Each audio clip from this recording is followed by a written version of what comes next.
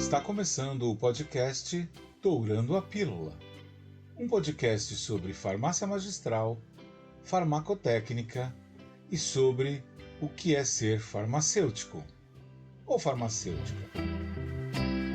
Olá pessoal, estamos de volta com mais um episódio do Dourando a Pílula, o podcast que trata de assuntos de farmácia magistral, farmácia, farmacotécnica e sobre a profissão farmacêutica. Se você está retornando, eu agradeço muito seu carinho e a oportunidade de estarmos aqui conversando e aprendendo juntos. E se você está chegando agora, eu sou o professor Luiz Antônio Paludetti, sou farmacêutico, professor e atuo há 35 anos no segmento de farmácia magistral. O nosso tema de hoje é sobre pontos escuros em cápsulas.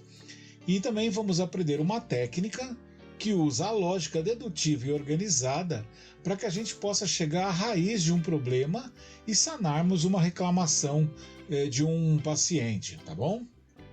E para tratar desse tema, eu vou usar um exemplo que surgiu de uma pergunta que foi feita para mim no meu grupo do WhatsApp, o Farmacotécnica 360. Se você quiser participar, eu vou deixar o link de convite aí na descrição. Aproveita que você já vai lá, deixa sua curtida, compartilha com os colegas e comente, porque assim você me ajuda e me motiva a continuar fazendo conteúdos interessantes para vocês. A pergunta que surgiu no grupo foi a seguinte: professor, eu fiz uma cápsula com lactobacillus, biomumps, colostro, beta-glucana, lactoferrina e cúrcuma. A cápsula saiu da farmácia perfeita e alguns dias depois a paciente retornou com as cápsulas que apresentavam pontos escuros. Eu sempre faço essa fórmula do mesmo jeito e nunca tive problema. A cliente nunca reclamou. A causa dos pontos escuros seria o fato de a cápsula ser incolor? Eu ouvi dizer que lactobacilos não podem ser colocados em cápsulas incolores. Isso é verdade? Ou será que houve alguma oxidação? O que é que aconteceu? Bom, pessoal, quando a gente pensa nisso, podemos ter duas hipóteses. A fórmula já deu problema em outras vezes e a cliente nunca reclamou, ou então o problema ocorreu pela primeira vez. Eu vou me ater aqui nesse bate-papo à segunda possibilidade, ou seja, o problema ocorreu pela primeira vez com a cliente. Eu vou fazer isso porque se o problema ocorreu e a paciente não reportou, então ele pode ter ocorrido e a averiguação será exatamente do mesmo jeito, tá? E para que a gente possa tentar chegar às possíveis causas desses problemas que foram relatados, a gente vai usar uma técnica muito usada em garantia e controle de qualidade, que é a técnica que nós chamamos de técnica de Ishikawa. Esta técnica, ela nos ensina que se um determinado produto sempre é manipulado do mesmo jeito, com a mesma técnica e nas mesmas condições, este produto sempre será igual todas as vezes em que ele for manipulado. E se houve alteração, então alguma coisa mudou, alguma coisa fica diferente. Ishikawa sabiamente dividiu as causas dos problemas em 6 categorias diferentes.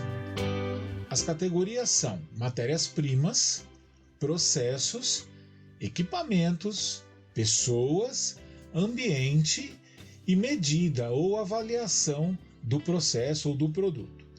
Para chegar na raiz do problema, nós precisamos então levantar todas as variáveis de cada categoria que possam ter ocasionado um problema. Por exemplo, a matéria-prima foi de um lote diferente ou não? O manipulador usou exatamente o mesmo pó? Houve alguma alteração da balança, por exemplo? Alguma alteração da cápsula?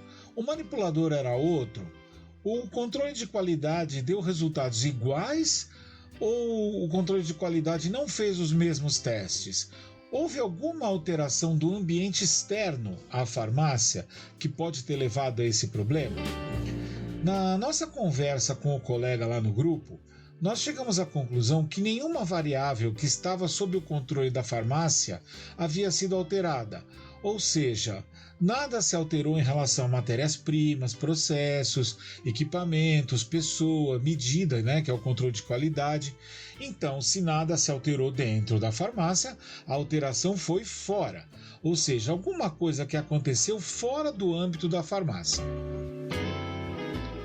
O primeiro aspecto que nós temos que pensar é que formulações deste tipo, com lactobacilos, com esses prebióticos e com materiais biológicos, são muito suscetíveis à questão da umidade do ambiente, e os ativos presentes nessa fórmula são particularmente sensíveis. Então, nós precisamos analisar a coisa toda do ponto de vista dos ativos e da forma farmacêutica. Do ponto de vista dos ativos, alguma coisa mudou nos ativos das fórmulas anteriores para a atual fórmula, que está problemática, né? Em particular, como estava a umidade desses ativos no momento da pesagem? Por exemplo, esses ativos estavam armazenados em geladeira e não foram aclimatados, ou seja, aguardaram a temperatura interna do pote ficar igual à temperatura do laboratório? Se isso acontece, a umidade do laboratório pode condensar nos ativos e aí eles vão carregar essa umidade para dentro da cápsula, causando reações que só vão se tornar visíveis e evidentes após algum tempo. Quem fez meu curso de estabilidade e ouviu meu podcast sobre validade vai lembrar que eu falei isso lá. Procura aí na playlist que você vai encontrar o podcast de estabilidade. Bom, se não aconteceu nada disso, né? Então, se a gente já verificou que os ativos estavam conformes quando foram colocados na cápsula, então não foi este o problema. Temos que então nos ater agora à forma farmacêutica. Do ponto de vista da forma farmacêutica, o primeiro ponto que precisamos avaliar é se a quantidade de excipiente e o tipo de excipiente usado foram adequados. Como eu falo bastante no meu curso de excipientes, não adianta nada colocar pouco excipiente para higroscópicos. Por exemplo, 50 mg de excipiente e uma cápsula com 250 mg de ativo. Simplesmente, o excipiente, mesmo sendo um excipiente para higroscópicos, não vai ter quantidade suficiente para que ele se torne eficiente, ou seja, combata a umidade que vem de fora para dentro e a que está lá dentro também, né? O segundo ponto é o tipo de cápsula. Geralmente, a cápsula gelatinosa comum é mais susceptível à umidade e as cápsulas que o pessoal chama de tapiocaps ou cápsulas de pululã ou planta caps, elas também são mais sensíveis, sendo que a cápsula V-caps ou a cápsula vegetal, aquela que é feita com hidroxipropilmetilcelulose, é menos suscetível à umidade. A nossa colega participante lá do Grupo Farmacotécnica 360 relatou para mim que ela está em Salvador, no estado da Bahia. Então, nós podemos considerar que a umidade relativa do ar poderia estar mais alta que o normal e a cápsula simplesmente não resistiu. Isso é muito provável até, porque ultimamente tem chovido muito no Brasil, né? E Salvador, que é uma cidade litorânea, pode ter estado em condições de umidade muito altas. Cápsulas vegetais, como disse, podem ajudar, mas elas não vão resolver. As cápsulas gastroresistentes também não vão resolver. Talvez fazer um revestimento de liberação simples possa ser uma possibilidade para proteger a cápsula da umidade externa. Só que, uma vez que eu coloquei todas essas possibilidades para vocês, eu gostaria de comentar uma coisa sobre isso. Eu penso que quanto mais fácil é a solução, melhor ela vai funcionar. Quanto mais simples ela for, melhor ela vai funcionar. E neste caso, fazer um revestimento, por exemplo, não um revestimento gástrico, um revestimento convencional, ele poderia funcionar, mas é mais complicado. Vamos pensar uma outra coisa que talvez possa ser uma forma de resolver esse problema de um modo bem efetivo e bem simples. É usar o material de acondicionamento e o armazenamento correto destes produtos manipulados. Olha só, pessoal, em cidades praianas e algumas litorâneas, como é o caso de Salvador, a umidade relativa do ar é muito superior aos que as cápsulas suportam. Vejam que interessante, no momento em que a dúvida surgiu lá no grupo, a cidade de São Paulo, local onde fica a minha empresa de consultoria e onde eu resido, que é uma cidade litorânea, ela marcava 32 graus Celsius de temperatura, estava bem quente aquele dia, com uma umidade relativa de 45%. Em Salvador, naquele mesmo dia, naquele mesmo momento, no centro da cidade, e Salvador é uma cidade litorânea, estava 29 graus. Olha que legal, mais frio que São Paulo, mas com 78% de umidade relativa. Ou seja, não é só o calor, mas é o binômio calor e umidade, duas medidas que definem a zona climática de uma localidade, que, com base na zona climática, nós tomamos providências diferentes para resolver um problema. Aproveita e conta aí nos comentários se vocês querem saber mais sobre zonas climáticas e o seu impacto na estabilidade dos medicamentos manipulados. Se a gente tiver 10 comentários pedindo este tema durante esta semana, eu faço um podcast sobre isso. Bom, professor, tudo isso que você falou é muito legal, mas eu queria então que você contasse como é que você resolve esse problema da temperatura, da umidade e ajuda a gente a resolver isso logo. Bom, pessoal, é fácil. Usando um material de acondicionamento que impeça a umidade relativa do ambiente alcançar a cápsula. Por que eu estou propondo isso? Porque, veja, nada mudou na farmácia, ou seja, as matérias-primas estavam conformes, segundo a colega que comentou, né, que fez a pergunta. O pessoal não mudou a técnica de manipulação, estava tudo igualzinho. E foi a primeira reclamação desse tipo. De outras formas não tiveram reclamação, mas essa teve. Então, olha só, usar o material de acondicionamento é muito mais fácil do que fazer um revestimento.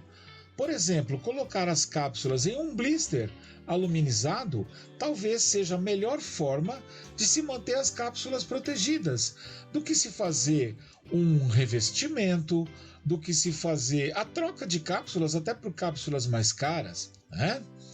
E sobre isso eu também queria comentar uma coisa, né? Muita gente fala, principalmente em locais que são mais úmidos, né? Colocar a fórmula na geladeira para evitar problemas. Fazer isso, na verdade, na maior parte dos casos, é uma faca de dois gumes. E a menos que as cápsulas estejam acondicionadas em blister, colocar a cápsula em um pote e pedir para o paciente guardar na geladeira é, no mínimo, um risco. Por quê?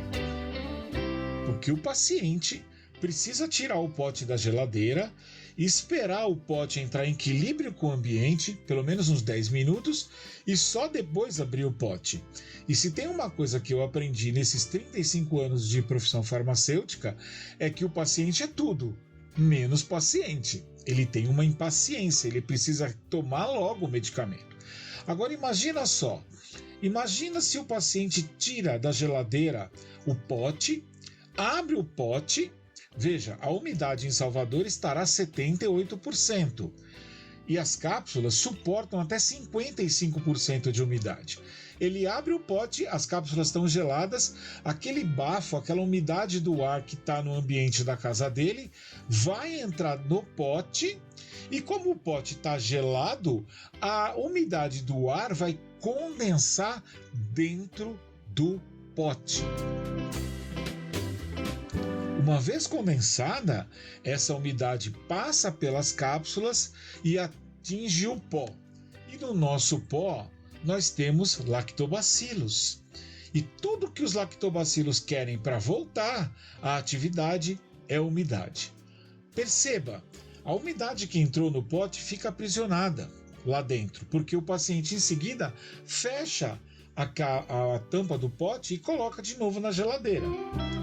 Nenhum recipiente e nenhuma cápsula de nenhum material terá força para resistir a um ataque tão intenso de umidade como esse, a menos que ela esteja ou revestida ou acondicionada em blister. É por isso que às vezes a fórmula sai intacta da farmácia, o paciente usa por alguns dias e depois ele retorna reclamando das manchas porque essa umidade entrou no pote e atingiu as cápsulas aos pouquinhos até que ela se tornasse crítica e pudesse ou propiciar a reativação dos lactobacilos ou, se for um outro tipo de ativo, criar uma quantidade de umidade suficiente para que se torne um meio de reações químicas de oxidação ou de redução, ou de hidrólise seguida de oxidação e redução, ou de oxidação seguida de hidrólise, tá? Então, para resumir, nós precisamos controlar e verificar sempre a umidade dos insumos, usar o recipiente certo na quantidade certa, usar o material de acondicionamento correto. Professor, o senhor está recriminando aqui o pote? Não, de forma alguma. O pote é prático e funcional. Mas em locais onde a umidade é problemática, o pote pode ser um problema para nós. E, por fim, geladeira, gente, só com o blister. E se precisar, normalmente não é necessário acondicionar um produto em geladeira. Bom, este foi o Dourando a Pílula de hoje. Eu espero que eu tenha ajudado você a entender melhor como fazer para detectar problemas e como corrigir um problema depois que ele foi detectado usando a técnica de Ishigawa. Se você quiser, entre em contato comigo e a gente pode programar um treinamento para você e para os seus funcionários específico sobre como detectar problemas na farmácia. Seus funcionários também vão aprender a evitar esses problemas na farmácia. E esse foi o nosso Dourando a Pílula. Se você gostou, mas só se você gostou muito, não esquece de deixar o like e se inscrever no canal. Compartilha com os colegas de profissão e os outros profissionais do setor magistral. Por enquanto, eu vou me despedindo, desculpa demorar um pouquinho mais, mas o tema realmente é apaixonante e até a próxima semana. Fiquem em paz e para aqueles que acreditam, fiquem com Deus.